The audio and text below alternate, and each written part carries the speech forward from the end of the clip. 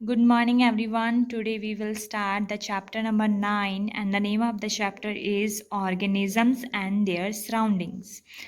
हम अपने आसपास या कहीं भी घूमने जाते हैं, हम डिफरेंट टाइप के एनिमल्स और ऑर्गेनिज्म देखते हैं और वहाँ का जो एनवायरनमेंट होता है वो भी डिफरेंट होता है। तो जो भी चीज़ें हमारे सराउंडिंग में हैं, हम उनको टू टाइप्स में डिवाइड करते हैं, living components and non living components. Living components वो होंगे जो सांस ले सकते हैं, चल फिर सकते हैं, जैसे हम ह्यूमन बींग्स। एनिमल्स हो गए जो ग्रो कर सकते हैं, जैसे प्लांट्स। प्लांट्स और एनिमल्स क्या हैं? Living components. और नॉन लिविंग कंपोनेंट्स में सब कुछ आ जाता है, जैसे एयर, सॉइल, टेबल, जो भी हमारे आसपास चीज़ें हैं जो ग्रो नहीं कर पाती, ना ही सांस लेती हैं, उन नॉन लिविंग कंपोनेंट्स में आ जाती हैं। जो लिविंग कंपोनेंट्स होते हैं उनको हम बायोटिक कंपोनेंट्स भी बोलते हैं, जिसमें सारे लिविंग ऑर्गेनिजम्स आ जाएंगे। और जो नॉन लिविंग कंपोनेंट्स हैं उनको हम अबायोटिक कंपोनेंट्स भी बोलते हैं। जैसे अबायोटिक कंपोनेंट में sunlight, air, water, soil and temperature, ये सारी चीज़ें हम अबायोटिक कंपोनेंट में मेंशन करते हैं।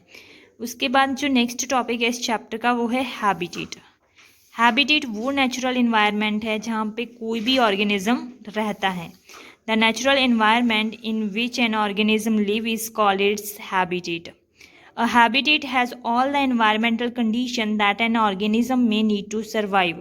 Habitat में वो सारी environmental condition होती हैं जिसमें कोई organism survive कर सकता है, या किसी organism के survive करने के लिए जितनी भी environmental condition चाहिए वो एक particular habitat में होती हैं। For animals, a habitat is able to provide food, water, shelter and mate successfully reproduce. Animals के लिए हैबिटेट में फूड होता है, वाटर होता है, रहने के लिए जगह होती है और ऐसी कंडीशंस होती हैं जिससे वो रिप्रोड्यूस कर सकें। जब भी आप कैमल को देखते हो तो आपके माइंड में कैसा हैबिटेट आता है, मीन्स उनका कैसा इन्वायरमेंट आता है। मोस्टली जो कैमल्स होते हैं वो डेजर्ट एरियाज में रहते हैं, तो डेजर्ट एरिया उनको एक पर्टिकुलर कंडीशन प्रोवाइड करते हैं जो उनको रहने के लिए हेल्पफुल होती हैं। ठीक है, इसके अलावा और बहुत सारी चीज़ें हैं जिनमें कुछ स्पेशल करैक्टरिस्टिक्स आ जाती हैं उस पर्टिकुलर एनवायरनमेंट में रहने के लिए। जैसे कैमल है वो डेजर्ट में रहता है तो उसमें वाटर को स्टोर करने की कैपेबिलिटी होती है, क्योंकि डेजर्ट में पानी की कमी होती है। तो कैमल है वो वाटर स्टोर करके रखता है, इसीलिए लंबे टाइम तक वो बिना पानी पिए भी रह सकता है। तो वो उसकी स्पेशल करैक्टरिस्टिक्स हैं जो उसको ऐसे इन्वायरमेंट में रहने के लिए हेल्प करती है।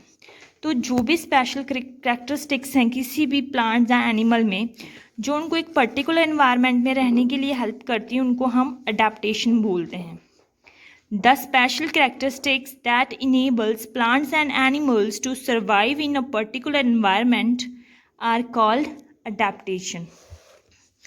For example, beetles that are found in dry habitat have thick and hard outer shell that prevent them from drying out. जो beetles होती हैं उनका जो आउटर शेल होता है वो हार्ड होता है और वो ड्राई एरियाज में रहती है, जिससे जो वो जल्दी ड्राई नहीं होती, उनका पानी जल्दी ख़त्म नहीं होता।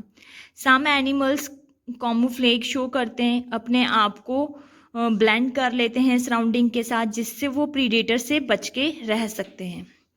ठीक है, कॉमोफ्लेज क्या है? It is the ability of an organism to blend in its with surrounding. ठीक है, बहुत सारे एनिमल्स में ये अडेप्टेशन होती है कि वो उसी जो उनकी सराउंडिंग होती है उसमें ब्लेंड हो जाते हैं और प्रीडेटर उनको ढूंढ भी नहीं पाते। ठीक है, नेक्स्ट है टाइप्स ऑफ हैबिटेट। हमारे जो हैबिटेट है उसको हम टू टाइप्स में डिवाइड करते हैं, terrestrial habitat and aquatic habitat. Terrestrial habitat में वो प्लांट्स और एनिमल्स आ जाते हैं जो किसी लैंड पे रहते हैं। All the plants and animals that live on the land are called terrestrial organisms. जैसे grassland, desert, forest, mountain are the different types of terrestrial habitats.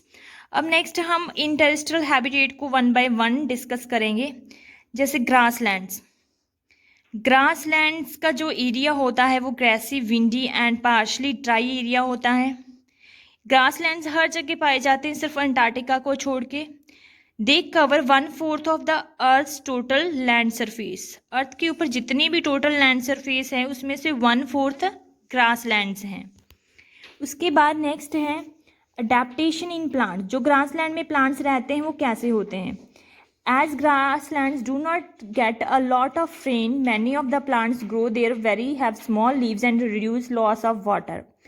Grass land में बहुत ज़्यादा बारिश नहीं होती, इसलिए जो ज़्यादातर प्लांट्स हैं उनके जो लीव्स होते हैं वो स्मॉल होते हैं, जिससे ट्रांसपीरेशन कम होता है, जो पानी की रिडक्शन है वो कम होती है। In order to get water the plants have roots that grow deep into the soil. जो अब पानी की कमी है वहाँ पे, तो जो ग्रास लैंड में जो प्लांट्स होते हैं उनकी रूट्स बहुत डीप होती हैं सॉइल के अंदर। As they have strong root system, they are not easily destroyed when animals walk on them and eat them. इनकी रूट्स बहुत ज़्यादा डीप होती हैं, बहुत ज़्यादा स्ट्रॉन्ग रूट सिस्टम है, इसलिए ये डिस्ट्रॉय नहीं होती अगर कोई एनिमल इनके ऊपर वॉक करता है या इनको ईट करता है। Grass lands have very few shrubs and trees. बहुत ही कम श्रब्स और ट्रीज होते हैं, क्योंकि ये विंडी एरियाज होती हैं, तो अगर सॉफ्ट स्टेम होगी तो विंड के साथ ये तो ब्रेक हो जाएंगी, ठीक है, इसलिए बहुत ही कम श्रब्स और ट्रीज पाए जाते हैं यहाँ पे। स्ट्रॉन्ग रूट सिस्टम है, इसी वजह से अगर बहुत ज़्यादा विंड भी आ रही है तो ये अपरूटेड नहीं होते, क्योंकि जो इनकी रूट है वो बहुत ज़्यादा स्ट्रांगली सॉइल में इम्बेडेड है।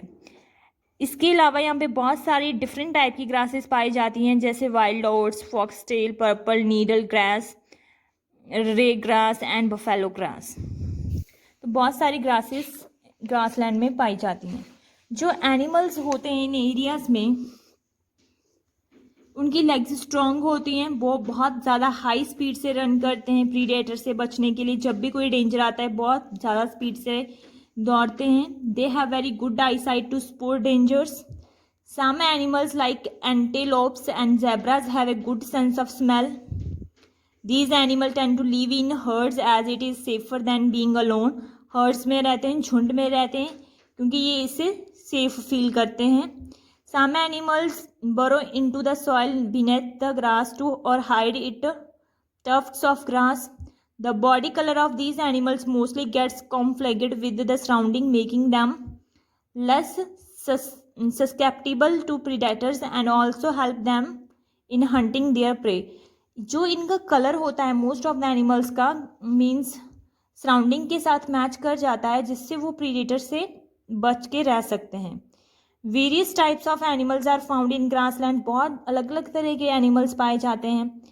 इनमें कुछ हार्बीवोर्स होते हैं, कुछ कार्निवोर्स होते हैं। हार्बीवोर्स में जैसे ज़ेब्रा, जिराफ आ जाते हैं, और कार्निवोर्स में लायन, वॉल्व्स, ये वाले एनिमल्स आ जाते हैं, ठीक है। तो ये तो था हम ग्रासलैंड के बारे में पढ़ रहे थे। नेक्स्ट हम पढ़ेंगे डेजर्ट के बारे में।